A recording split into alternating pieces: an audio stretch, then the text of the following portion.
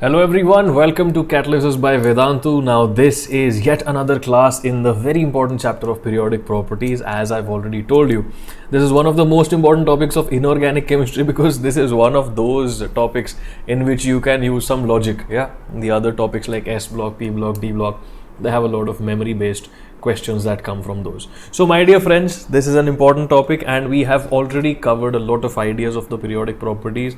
We know how the periodic table is formed, we know what is atomic radius, we know what is ionic radius, we know different types of atomic radius that are there, covalent, van der Waals and metallic radius. Yeah, we also understood the basic idea behind what is ionization energy. Yes, so that is what we had ended up within the previous class. So today we shall continue from that idea itself. So my dear friends, if you are ready, please write yo in the chat box and here we go. So, to understand ionization energy, I've already told you about enthalpy, yes, and just to revise, delta H less than 0 is an exothermic process, delta H greater than 0 is an endothermic process, yes, and we understood that this process of ionization, what do we do over here? We take an isolated gaseous atom and we try to remove an electron from it. Yeah, so this is the process. I can write it over here once again. Any element X, if you take it to its cation, X positive plus an electron, this process is known as the process of ionization. And always it is experimentally determined, no matter what you do, that the ionization energy will always be endothermic. Okay? This enthalpy will always be endothermic. You will have to provide energy to this system in order to convert it into a cation. Now you can define first ionization enthalpy by converting a neutral atom into a 1 positive cation. Yes, it has a 1 positive charge. You can also call it a unipositive cation. Then you have second ionization enthalpy, X positive going to X2 positive. So can we quickly write the expression for the third ionization enthalpy? X2 positive going to X3 positive plus releasing another electron. Yes, and we had understood in the previous class that this is true for any and every element whatsoever, that ionization energy 1 in terms of its magnitude is the least. Then you have ionization energy 2, ionization energy 3, so on and so forth till ionization energy of the last electron in that particular atom. Cool. It means that if you have to remove successive electrons, it will take more energy. First electron is easier than the second, than the third, than the fourth. No exceptions whatsoever. Cool. This is applicable for every element out there. Awesome. So my dear friends, now that we've understood the basic idea behind ionization energy, ionization enthalpy, yeah, let us try to figure out what is the pattern of ionization enthalpy in the periodic table. Okay, पूरा pattern figure out करेंगे, then we'll see a few exceptions as well. So my dear friends, this is the pattern. ठीक है, ये आप slide देख पा रहे हो. I'm pretty sure you're able to see the slide. Let me change the view so that you can see the entirety of it. Cool. So my dear friends, over here notice the alkali metals have the least ionization energies.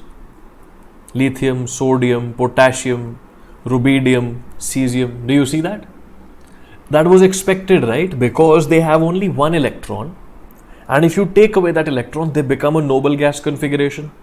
Lithium becomes helium configuration, sodium becomes neon configuration, etc. So to take away an electron from alkali metals is very simple.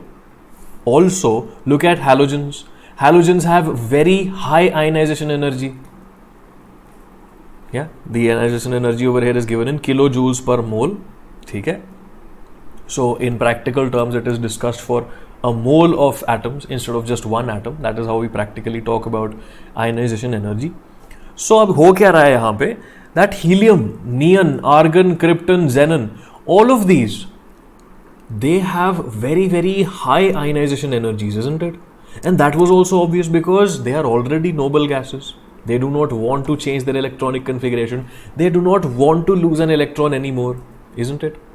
तो यहाँ पे दोस्तों, the position of the alkali metals and the noble gases is very obvious. Yeah, it's very obvious.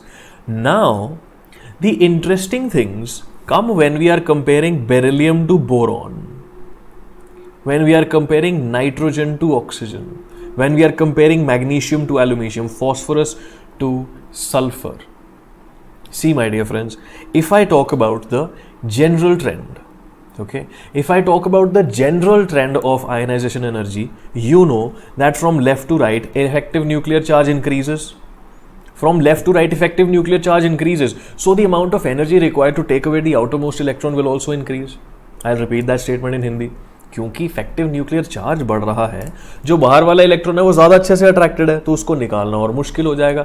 So in general, without thinking about the exceptions और anomalies, in general, when I go from left to right, my ionization energy, my ionization enthalpy in terms of its magnitude should increase.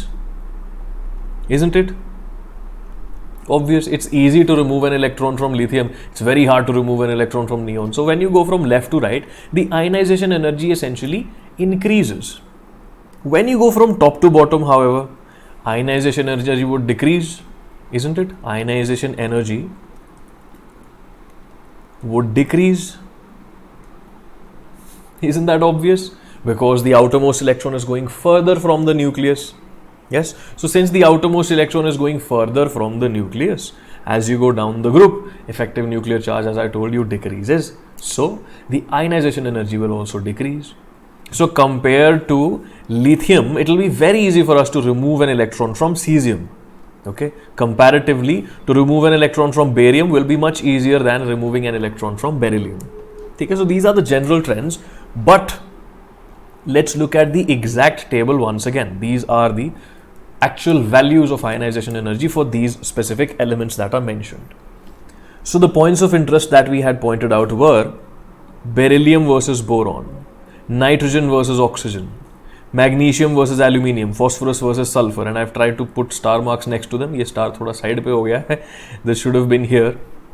Okay, so we were expecting that going from carbon to neon, the ionization energy would gradually increase. But surprisingly, nitrogen's ionization energy is more than that of oxygen. Beryllium's ionization enthalpy is more than that of boron. Why is this so? Let us try to explain these anomalies. Okay, so first you make the general trend, then you find some anomalies, then to these anomalies you give secondary reasons. Remember, exceptions or anomalies always have secondary reasons attached to them. You never have to take these secondary reasons to everything else. These secondary reasons explain only the anomalies, so you don't need to worry about what's happening to the entire other thing. Okay? To the main theory, you don't have to apply these secondary explanations. Cool? चलो तो करते हैं यहाँ पे. Let's try to explain the star marked elements. So first comparison was beryllium versus boron. What was expected? Expected was that beryllium will have lesser ionization energy than boron. This is what was expected according to the general trend. But my dear friends, what is the actual thing that we observe? In reality, beryllium's ionization energy is more than that of boron. Fine. In order to explain this, let's write down their electronic configurations. ठीक है, इनकी electronic configuration लिखते हैं. So my dear friends, for beryllium and boron, ठीक है, beryllium is 1s2 2s2, boron is 1s2 2s2 2p1. Now my dear friends, throw back time to atomic structure. Now throw back time to atomic structure. Beryllium is already in a fully filled configuration, isn't it? the s subshell of beryllium is fully filled, and you know that fully filled subshells have slightly more stability than other configurations than partially filled subshells. Because of this idea of exchange energy that we have discussed back in atomic structure, we had tried to explain the exceptions of chromium and copper over there, half filled and fully filled configuration exceptions. So over here, beryllium is already in a fully filled configuration. Boron doesn't have a fully filled configuration. Boron just a normal 2p1 configuration. So since beryllium is already in a fully filled configuration, my dear friends, beryllium is more reluctant. Okay, it is more reluctant to lose an electron than expected. Now you must be wondering, sir, what is this reluctant? What does this word mean? So my dear friends, in my classes, you won't only learn chemistry, you will also learn English. So reluctance means hesitation. Okay, so the meaning of the word reluctant is as good as hesitant. Okay, और अगर हिंदी में इसका मतलब समझाऊं तो मतलब संकोच करना.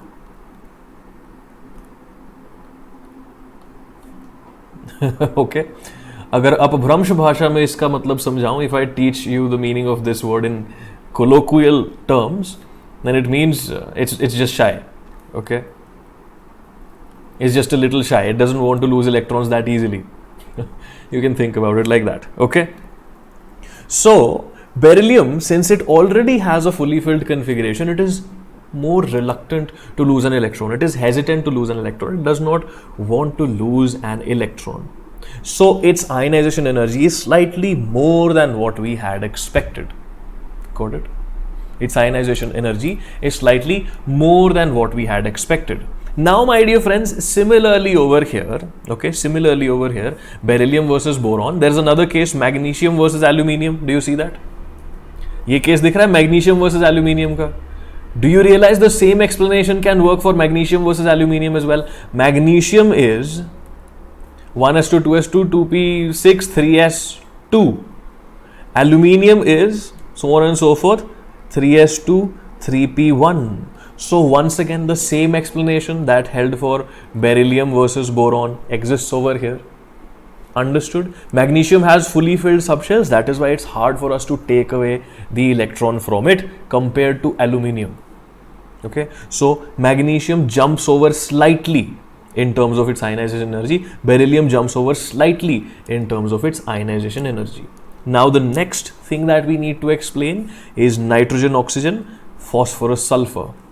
ठीक है, चलो वो भी explain करने की कोशिश करते हैं. Let's try to do that as well. So again, what was expected? Expected was that nitrogen's ionization energy will be less than that of oxygen, isn't it? But what is the actual idea?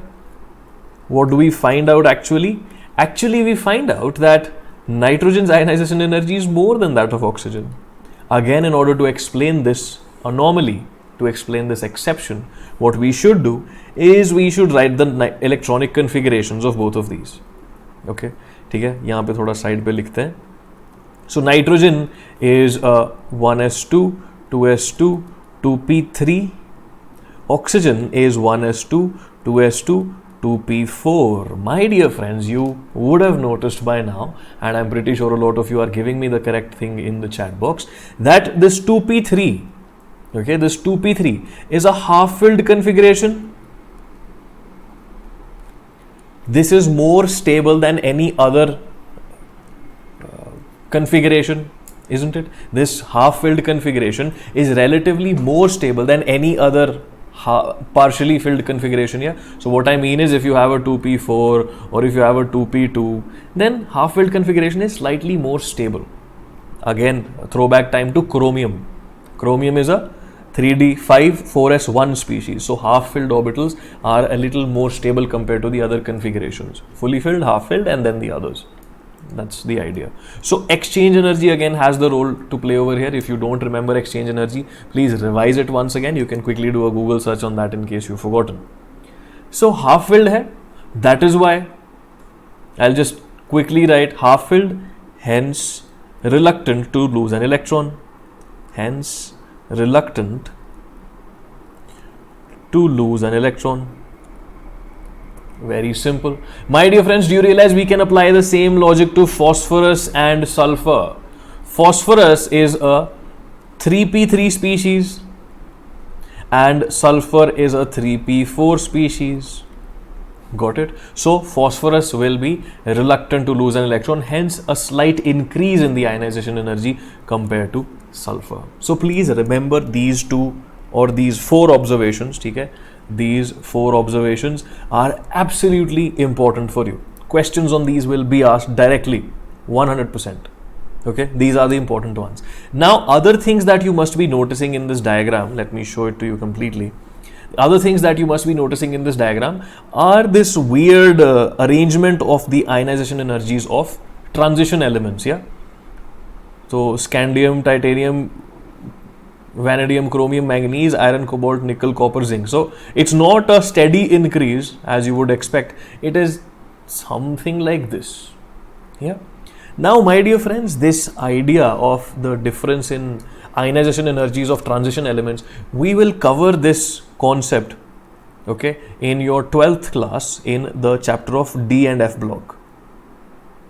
Okay, this idea of why these energies are up and down, this idea will be covered in the chapter of D block. But for self-study, okay, if you want to understand it right now, you can try and Google things like reorganization energy of electrons.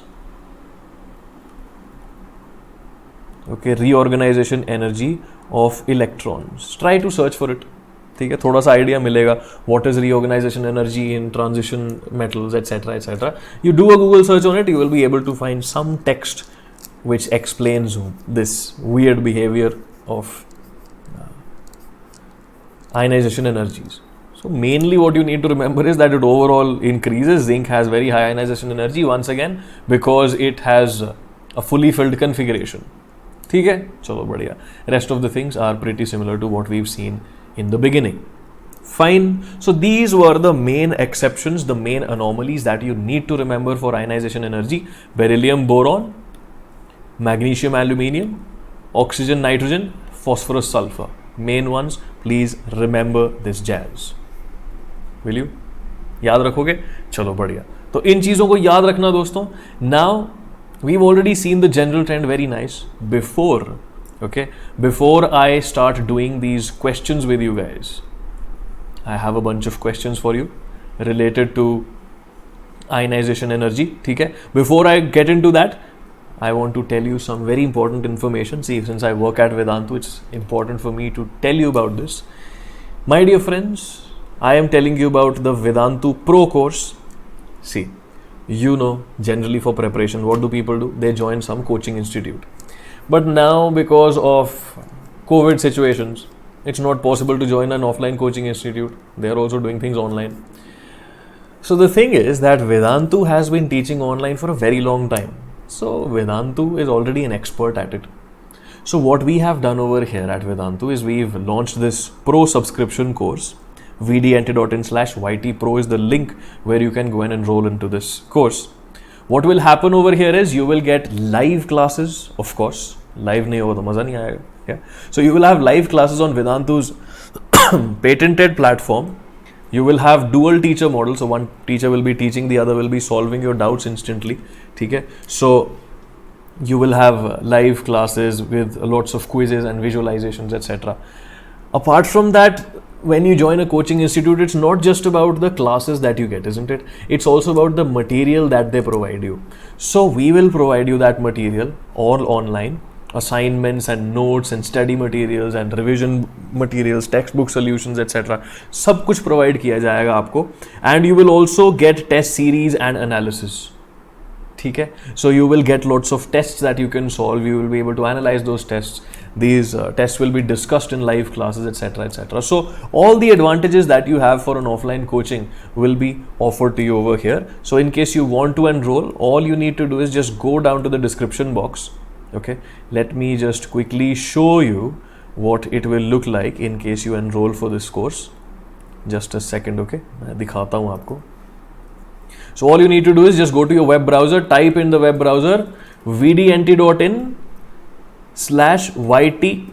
The links are in the description, no need to type it and so much. So in case you are in 11th class, which most of you would be, let's say you're preparing for NEET, all the details of the course are here. You can see the full curriculum as well over here. You can see the video. ठीक है, सब दिख जाओगे. And when you open this get subscription box, you have the options of 1 month, 3 months, 6 months, 12 month subscription, and you can enter the coupon code PHNEETPRO is for NEET guys, and yeah, you will get a very nice discount as well.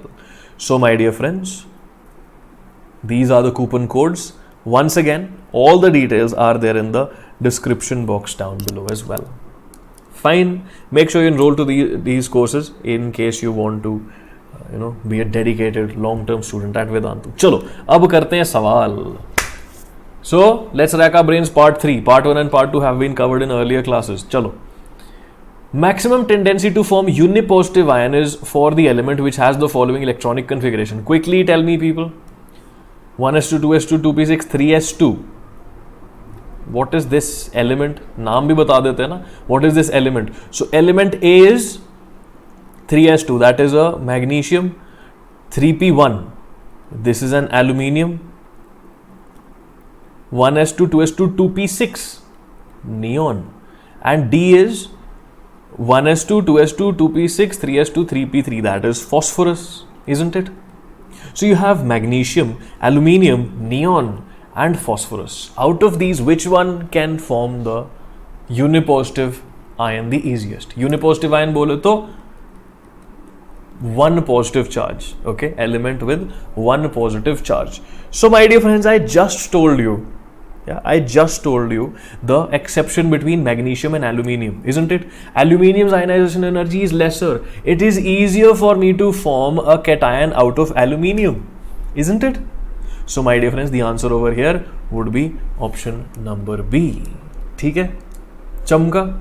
Aluminium is the exception, so please keep this in your mind. Such questions can easily come in your examinations. Of course, neon se remove karna is very difficult, and to remove an electron from phosphorus is more difficult compared to magnesium and aluminium. You can see this chart once again. Magnesium, aluminium are here. Phosphorus is a little higher than both of these. Okay, got it? Chalo, very nice. So now this was the first question. Very simple, nothing too complicated about it. Next one, the correct arrangement of the elements in order of decreasing ionization energies is same fundamental application. Yes. So do you remember that tiny little fragment of the table? It looks something like this, isn't it? ऐसा दिखता है कुछ. So the one at the bottom is sodium, the one in the middle is aluminium, and the one at the top is magnesium. Yeah. Do you realize that it's easy to remember these images in your mind? Like you can remember this image of the entire table in your mind. Not telling you to remember the entire table, not telling you to remember the entire chart, but just this fragment of the image. I'm pretty sure you can remember this tiny little fragment. Yeah, just will help you visualize these expressions a little better, these exceptions a little better. So देखो, correct arrangement of elements in the order of decreasing ionization energies is magnesium is highest, then aluminium, then sodium. Answer is D. दिख गया, very nice. Magnesium has highest ionization energy, then aluminium, then sodium. चलो, the next question that we have, again very important for mains and NEET perspective. The first four ionization energy values of an element are 284, 412, 656, 3210. The number of valence electrons in the element are, my dear friends, this question is very simple. Okay, what are the values? 284, 412, 656, 3210. See, the gap over here is pretty small. Yeah, somewhere around 110, 120 का gap है यहाँ पे. Just approximating 130 का gap है. चलो, यहाँ पे the gap is a little higher. Okay. So to take away the first electron, you need only 280 kilojoules of energy. To take away the second one, 400. To take away the third one, 656 kilojoules of energy. But then there is a sudden jump over here. Yeah, From hundreds, you go to a 3000 value of energy. So there's a sudden jump. My dear friends, what does this mean? This means you have switched to, ठीक है, ध्यान से सुनना, you have switched to the inner shell.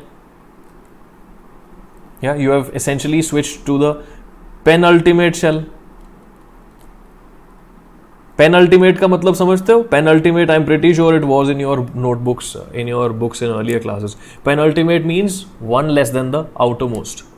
Yeah. First inner shell.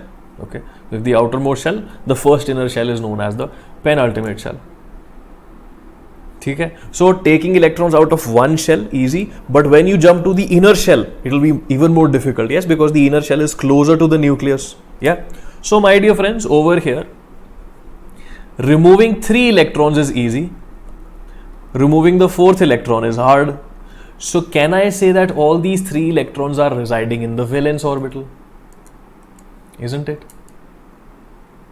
These 3 electrons are residing in the valence shell. Because to remove them is easy, then suddenly the difficulty increases. Suddenly you've jumped to a lower shell in this particular question. So number of valence electrons in the element are, of course, 3. This question could be asked in a different manner as well. They could ask you which of these can be the element. Okay, they will give you options like magnesium, sodium, and they will give you options like aluminium and let's say potassium. So aluminium has 3 electrons in the valence shell. This is a 3s2, 3p1. In the valence shell, there are 3 electrons. Yeah, this is not a shell. 3p is a subshell, by the way. The entire shell 3 has 3 electrons. So this question can come in this manner. Ki the first 4 ionization values of the element are this. Which element could it possibly be? So in this case, your answer would be aluminium. Okay. Multiple variations of this question are possible. I hope you understood. Let's move on to the next page of questions. चलो let's rack our brains part 3. Continuing. ये वाला बताओ. The correct order of first ionization potential. Again, ionization potential. I'll explain it to you. Ionization potential is when you provide energy in terms of voltage. Okay. Ionization potential is known as the energy which you provide in terms of voltage. See, you can provide energy in any way. You can provide in kilojoules, you can provide it in, you can provide it in terms of heat, you can provide it in terms of mechanical energy. Let's say you're bombarding the element with some force. Yeah, that's what happens in photoelectric effect. You could also provide energy in terms of electricity. Okay? You could also provide energy in terms of electricity. So when you do that, when you apply a lot of potential difference onto the metal and suddenly the electron comes out, that potential is what is called ionization potential, the amount of voltage required to take away the electron from an isolated gaseous atom. So same thing, ionization potential, ionization energy, same thing, just doing it in different ways. Okay? In one case you are heating, in one case you are putting electricity. So the correct order of first ionization potential among the following elements is, बताओ भैया क्या होना चाहिए answer? What is the correct order of potential? What should be the order? So once again, what we need to remember is that segment from the graph.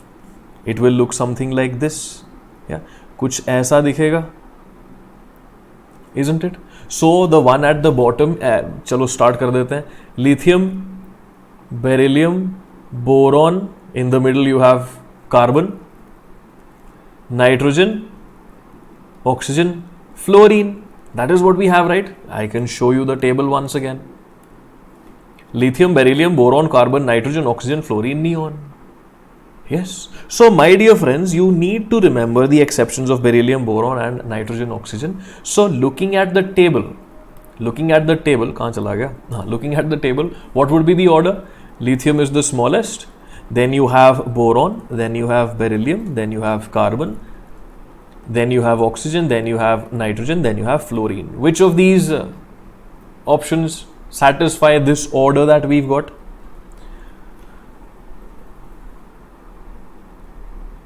This is the one.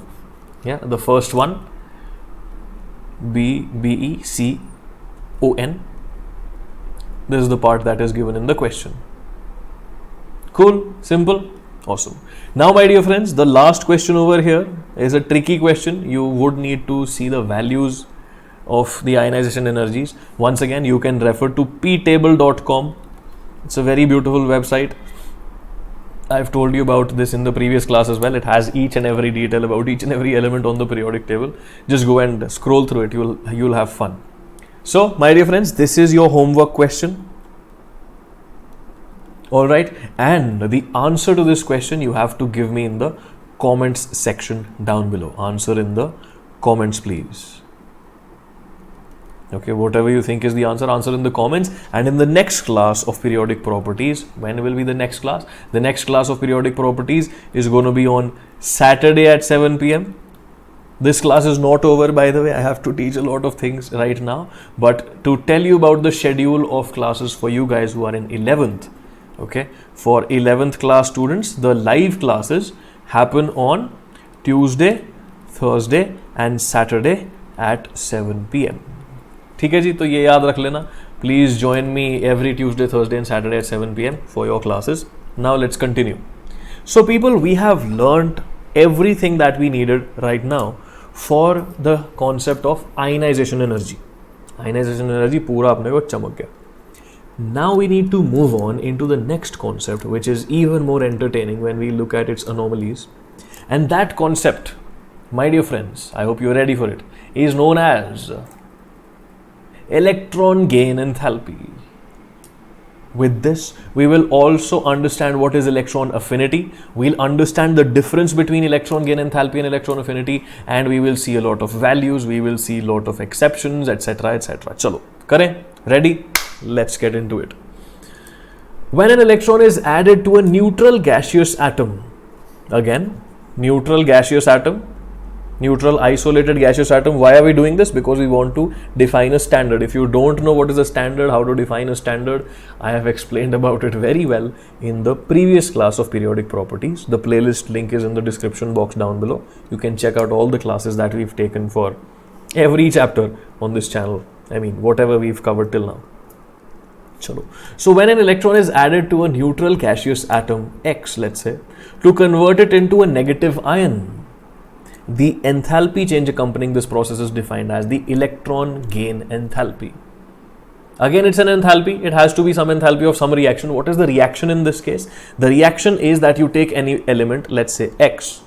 Okay, you can write E, you can write whatever you want. Let's say we take any element X. Okay, we have to add an electron into this element and convert it into an anion.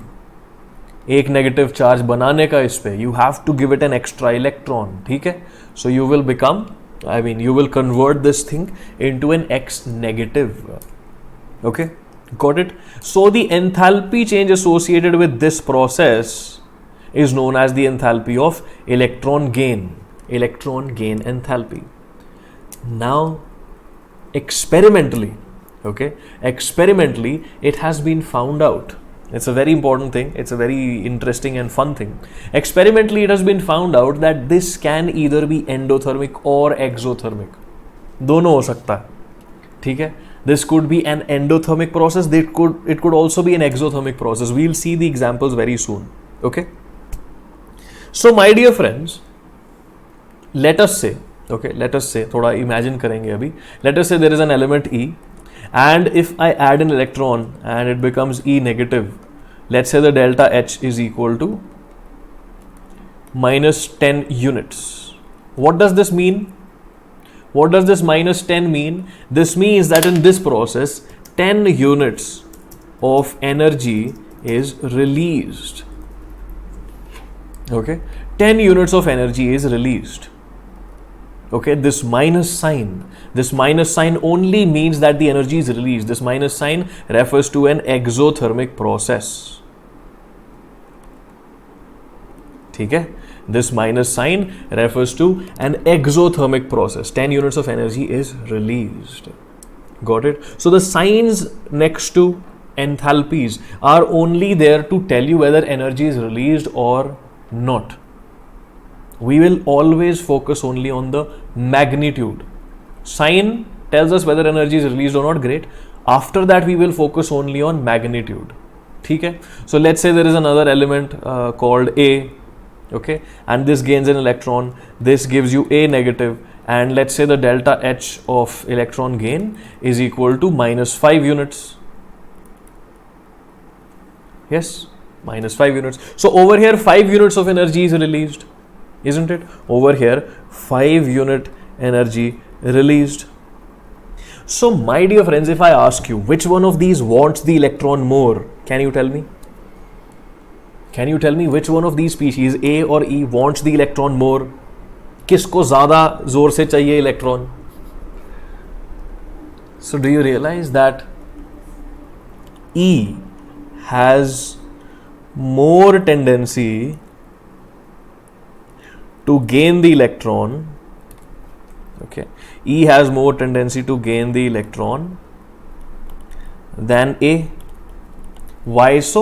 Because it is releasing more energy. It is becoming more stable. Yeah, I've already told you in earlier classes that when you have less energy, you are more stable.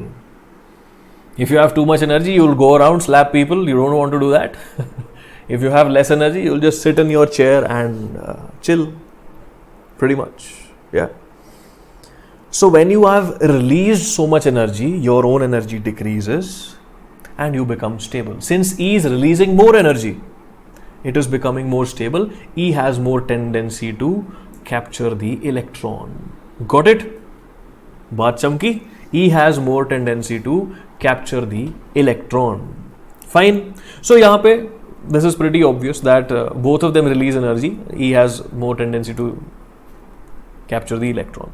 Now just a warning for you that in chemistry a lot of times we will say which one of these has more electron gain enthalpy. Yeah, if I ask you the question which one of these has more electron gain enthalpy, you will say A, because -5 is greater than -10. But since we are chemists, we are implicitly talking about the magnitude. क्योंकि हम लोग chemist हैं, हम ज़्यादा ध्यान नहीं देते sign पे, by default अपन मैग्नीट्यूड की बात कर रहे हैं. So whenever I randomly go around asking, अच्छा out of these which one has more electron gain enthalpy, in terms of magnitude, E is the answer. Okay, because the magnitude matters. Minus sign is just telling us that the energy is released. Okay, so in chemistry, compare things in terms of their magnitudes, not in terms of their signs. समझे? We'll see some questions as well later. So this process can be endothermic, can be exothermic. Some elements are very stubborn, they don't want to gain more electrons. Can you name some? Noble gases. Noble gases don't want any more electrons, neither do they want to lose their electrons, nor do they want any more electrons. So noble gases में the process will be exothermic. Endothermic. You will have to provide energy to force an electron into a noble gas. ठीक है, चलो. तो दोस्तों इतना तो समझ आ गया अपने को, electron gain enthalpy versus electron affinity. This part is supremely clear, I hope. I mean, electron gain enthalpy is clear. So now let us try to understand electron gain enthalpy versus electron affinity. ये समझने की कोशिश करते हैं. See, I have already explained what is electron gain enthalpy. It is the delta H associated with this process. ठीक है. Electron affinity, my dear friends, is an old measure. Okay, what do we mean by an old measure? In earlier days, they used to define it like this. Okay, they used to define it like this. Let me write the statement.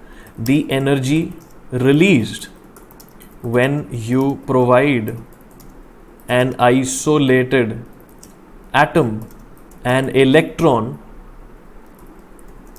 at absolute zero.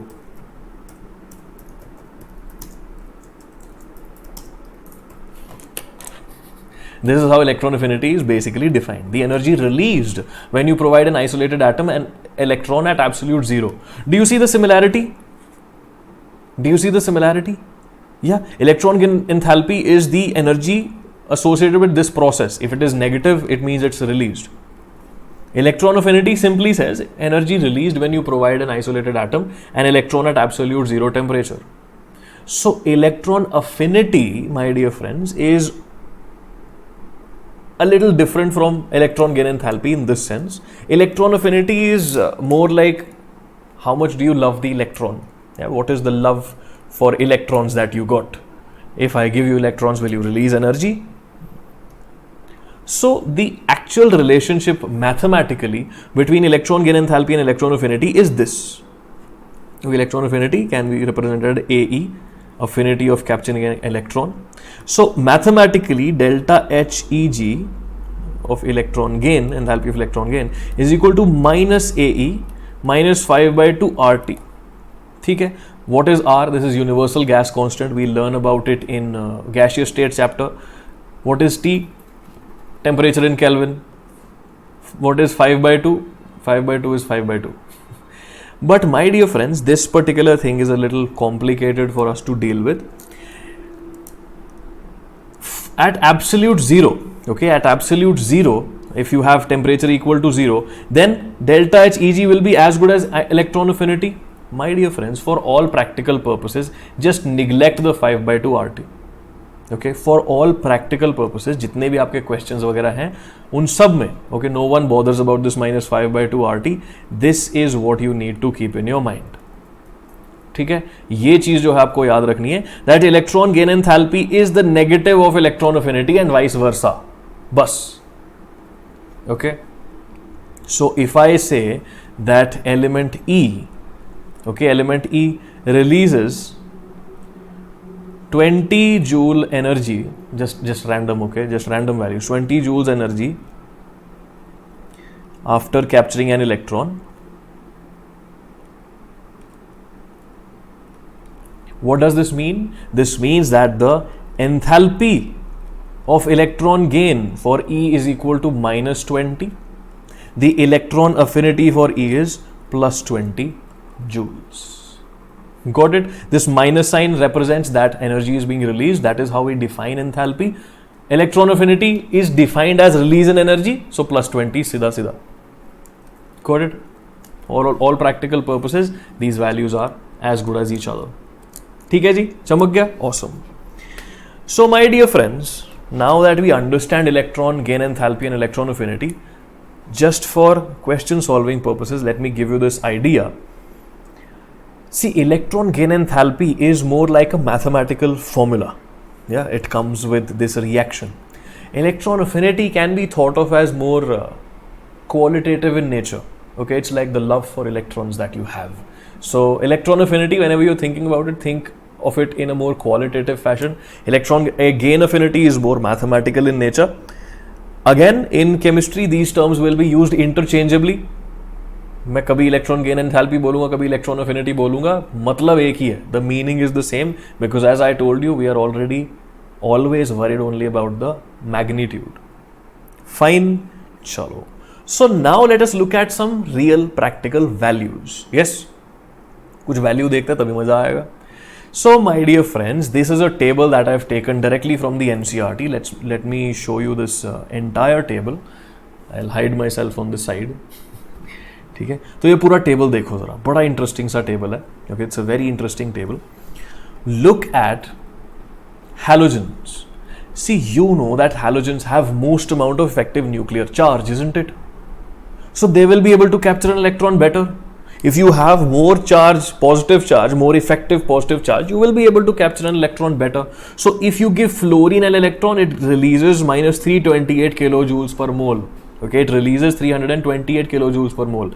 If you give chlorine an electron, it releases 350 kilojoules per mole. If you put electron in bromine, 325 kilojoules per mole, etc., etc.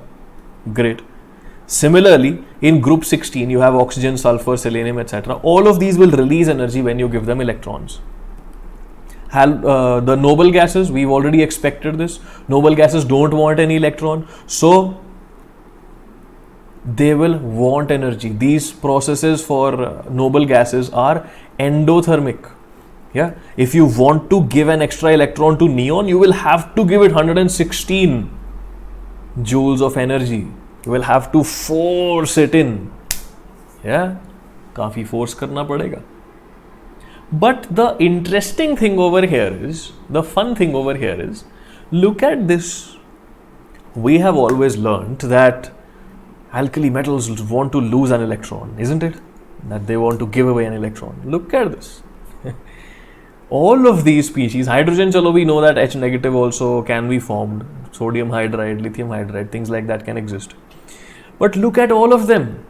If you give an electron to each one of them, they will release some amount of energy. If you give an electron to potassium to make potassium negative, 48 kilojoules per mole of energy will be released.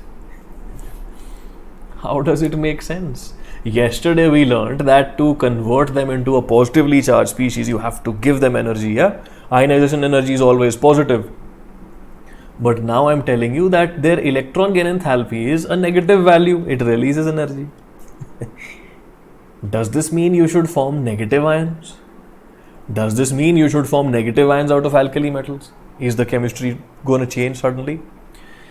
No, they will still form positive ions. I will explain this towards the end of the class.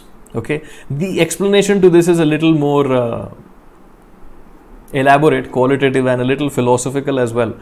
So this explanation I'll explain towards the end of the class. Okay, explanation in the end.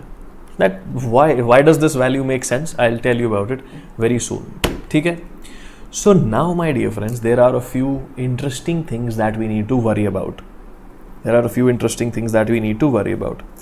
See, let us look at the values of, fluorine, oxygen versus chlorine and sulfur. See, what we have said earlier, is that when you go from top to bottom inside a particular group, if you go from top to bottom in a group, my effective nuclear charge decreases, isn't it? When I go from top to bottom in a group, my effective nuclear charge is supposed to decrease. But over here, notice the values. Fluorine is releasing less energy than chlorine. Oxygen is releasing less energy than sulfur. In fact, it is releasing less energy than any other element in its group. Why is this happening? So what is the exception over here? Let's write down the exception in a little better manner. Expected was that the magnitude of electron gain enthalpy, I can write it as EGE, or I'll just write delta H EG, for fluorine will be greater than that for chlorine.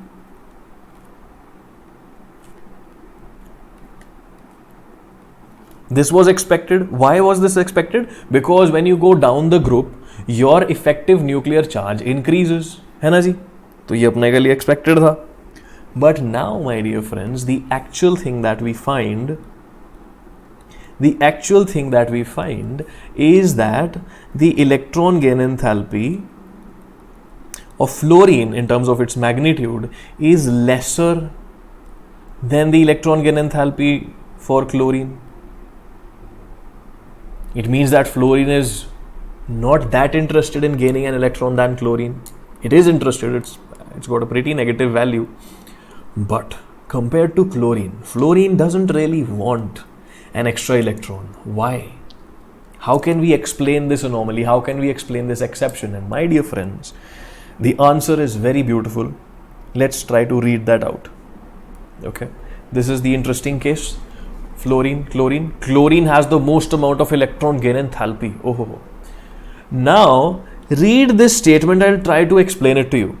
Adding one electron to the 2p orbital of F leads to greater repulsion than adding an electron to the larger 3p orbital of chlorine.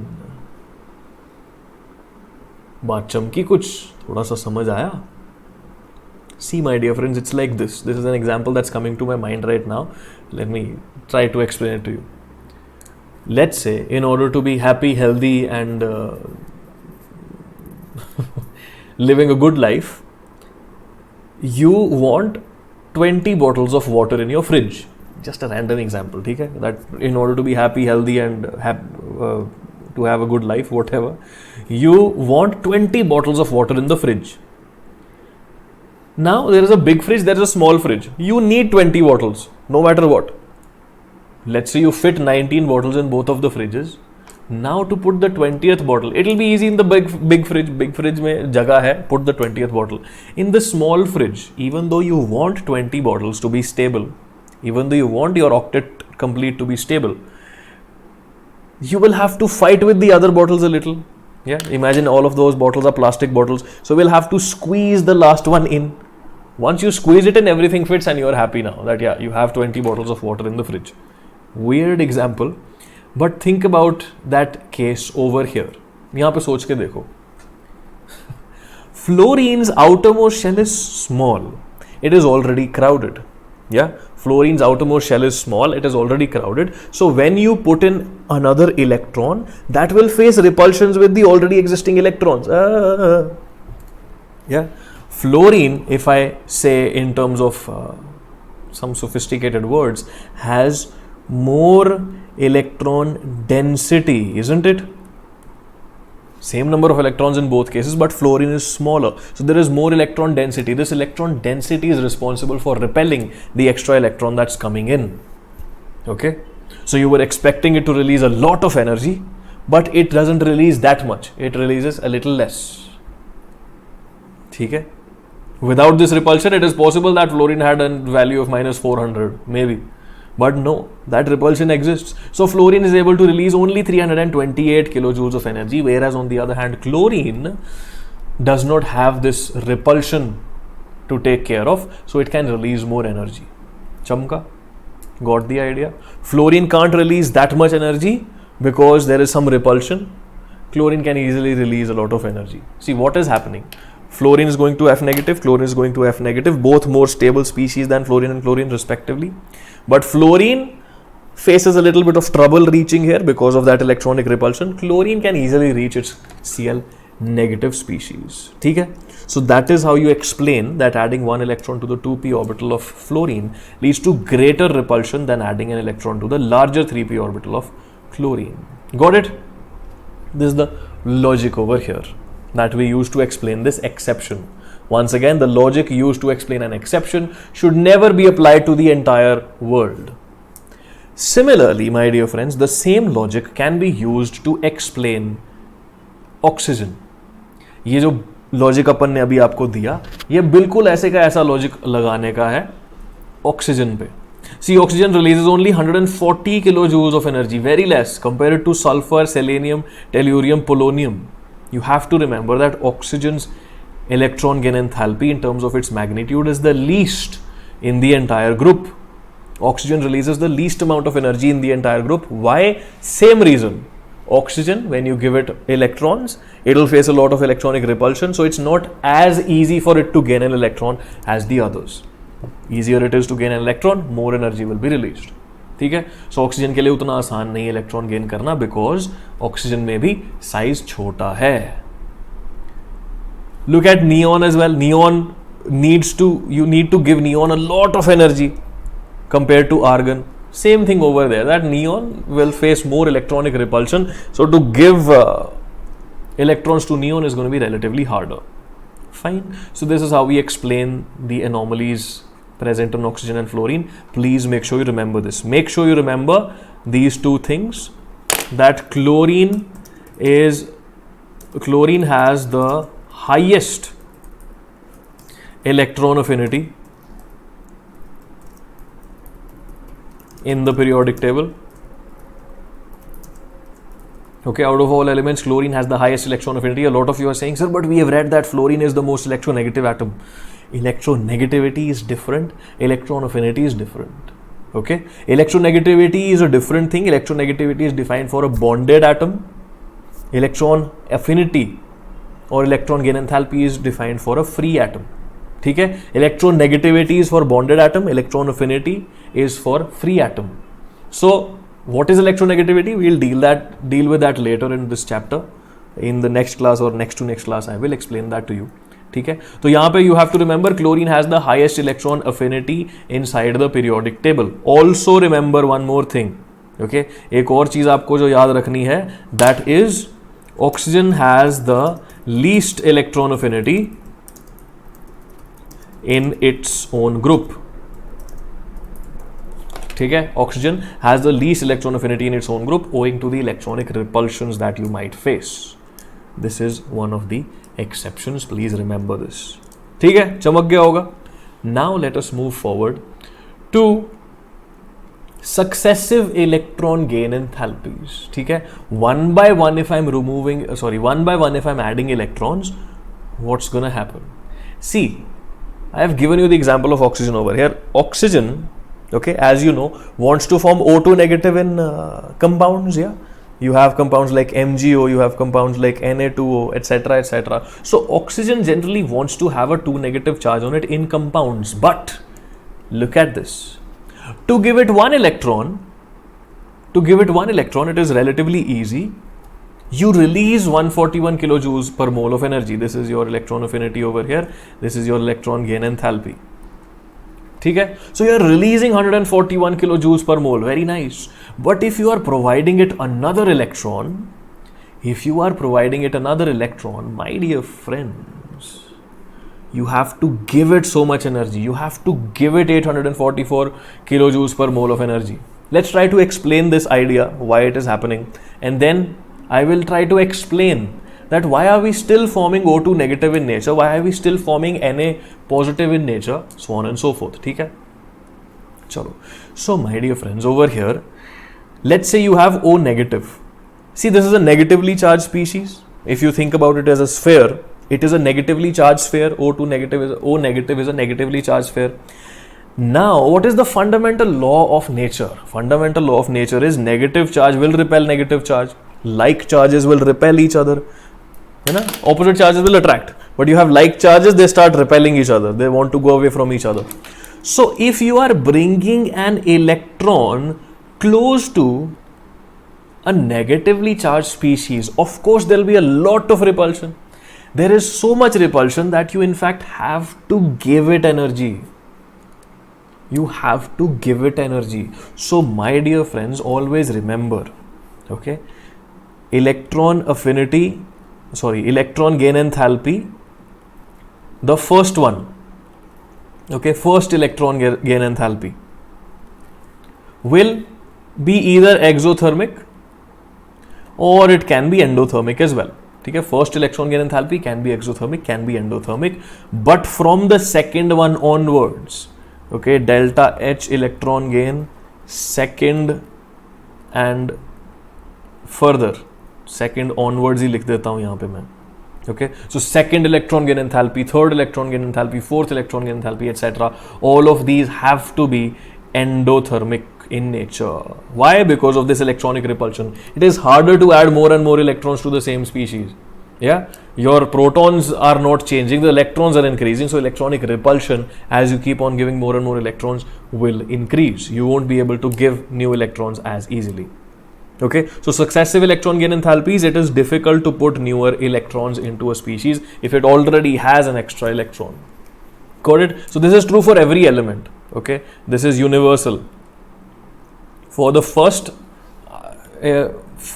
electron gain, could be exothermic, could be endothermic. We saw a bunch of values. For the second electron gain process will be endothermic. Chalo. So my dear friends, today we have discussed so many ideas.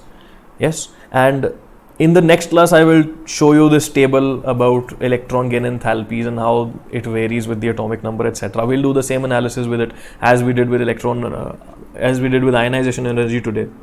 But now let us try to answer this question that I've put for you guys. Okay, this is the last thing that we'll discuss in today's class. Why are we forming Na positive? Yeah, why Na positive and not Na negative? Because Na negative, if I form Na negative, it will release energy. Na positive needs energy to get formed. Why O2 negative and not O negative? Because to form O negative, I am getting energy.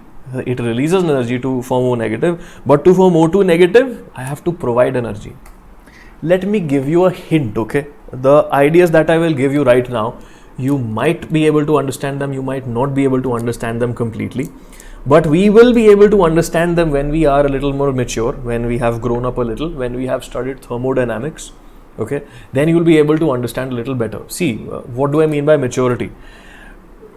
do you realize that if you now study the concepts of 9th class or 8th class or 7th class, they look like, अरे यार ये तो बहुत simple है.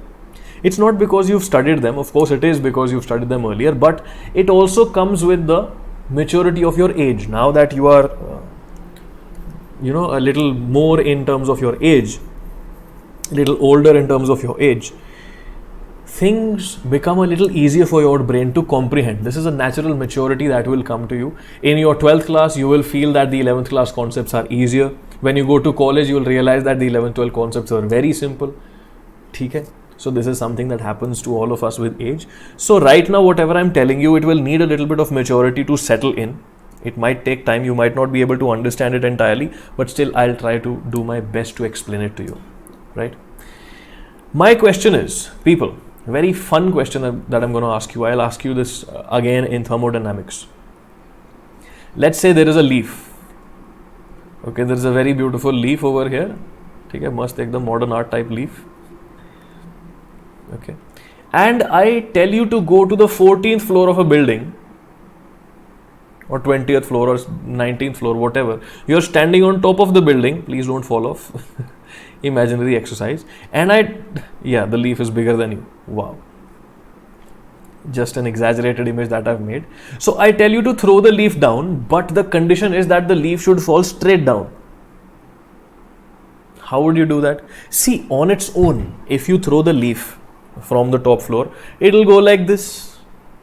Pura झूल झूल के जाएगा एकदम मस्त. It'll sway on the way. Yeah, something like this it'll do. Why? Because of the air drag. Because there's wind, there's air. So what if you have to force it straight down? What can you do? What do you suggest? There are multiple things that you can do. You can just crumple it up and throw it down. But a very logical thing to do with it would be to tie another stone with it. ठीक है, पत्ते के ऊपर एक stone रखा. Some heavy object, let's say you have a stone somehow up there on the 14th floor, and you tie it along with the leaf.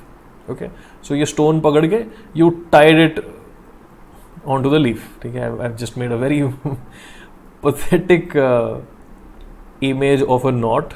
कुछ तो ऐसे करके हाँ ऊपर अपने बांध दिया इसको. Okay, you've tied these two things together. Now when you throw it down, the leaf will fall down straight. So my dear friends, I'll write a statement over here. The stone, okay, or I should write, the falling of the stone has made it possible for the leaf to fall straight, which was otherwise impossible. Do you understand this statement? The falling of the stone has made it possible for the leaf to fall straight, which otherwise was impossible. Yeah? What does this mean? This means, okay, there's a significance to this statement. What I am trying to say is that all processes in nature, okay, or I would write it this way, no process in nature happens alone. A leaf, if you want to fall it, if you want it to fall down straight, it can't happen alone. It needs the help of a stone. So in nature, no process happens alone. No process happens on its own. It is always combined with some other process. See, my dear friends, let me give you an example. If I just have a fan without electricity, will it start moving around? You want it to move around, but will it start moving around on its own? No. You have to provide it electricity. Acha. To provide it electricity, what do you have to do? To provide it electricity, you have to generate electricity. How is that happening? You have to generate electricity because you have to, you have to go to the electric power plant, and let's say it's a hydroelectric power plant. So the flow of water is turning a turbine, and then turning the turbine is moving a dynamo, which is getting electricity that is being transmitted to your home. You know the entire process. So this fan moving in your house, it's happening because it is coupled with so many other processes. It can't happen on its own, but when you combine it with so many other processes, it is possible, it is energetically feasible. It works out in the universe. Now, what is the criteria for such processes to happen? When will they happen? When will they not happen? I will teach you that in thermodynamics. In the second law of thermodynamics, there is this idea of spontaneity. And we learn that idea in thermodynamics later. What is spontaneity? How can a process be spontaneous, etc., etc. But right now, understand. Have you ever seen Na positive on its own? Have you ever seen Na positive alone? No. Na positive will always exist with something like Cl negative, isn't it? To form Na positive from Na, you have to give some energy. Yeah, let's say you have to give X amount of energy. To form Cl negative from chlorine, you have to release some energy, isn't it? Energy is released over here. How much energy is released?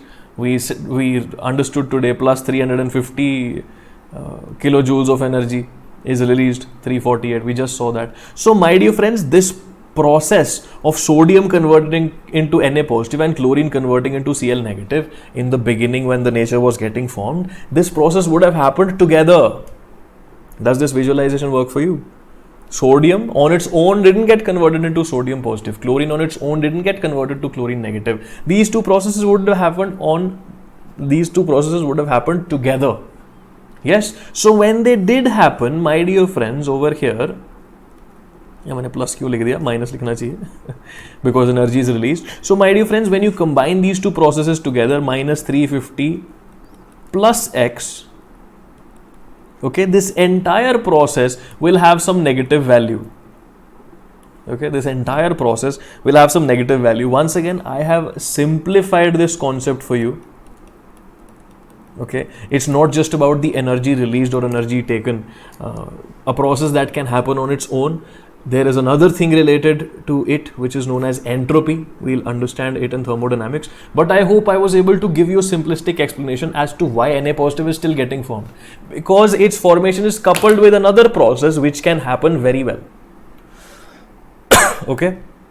So Na positive gets formed along with Cl negative getting formed. The overall process is turning